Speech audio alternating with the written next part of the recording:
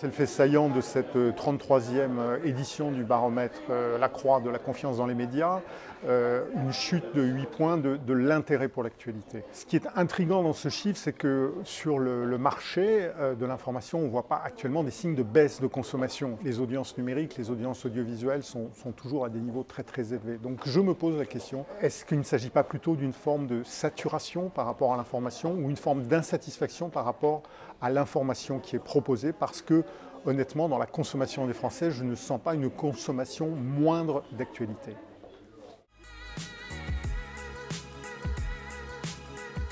Je pense qu'il faut poursuivre un effort qui a été amorcé depuis un an de la part de beaucoup de médias, de renouer avec le public, d'échanger davantage avec le public, d'être à l'écoute de ses attentes, mais aussi de lui expliquer davantage comment nous travaillons, ce que nous faisons. Cet effort, pour l'instant, n'est pas perçu par beaucoup de Français. Le baromètre fait apparaître que 25% à peu près des personnes interrogées ont senti une évolution positive dans la prise en compte des préoccupations des Français depuis un an par les médias.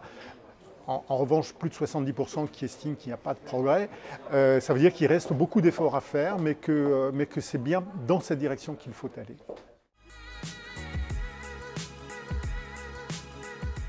C'est effectivement là aussi pour moi un relatif motif de surprise dans la mesure où les médias, et notamment La Croix, ont consacré une place très importante à cette réforme.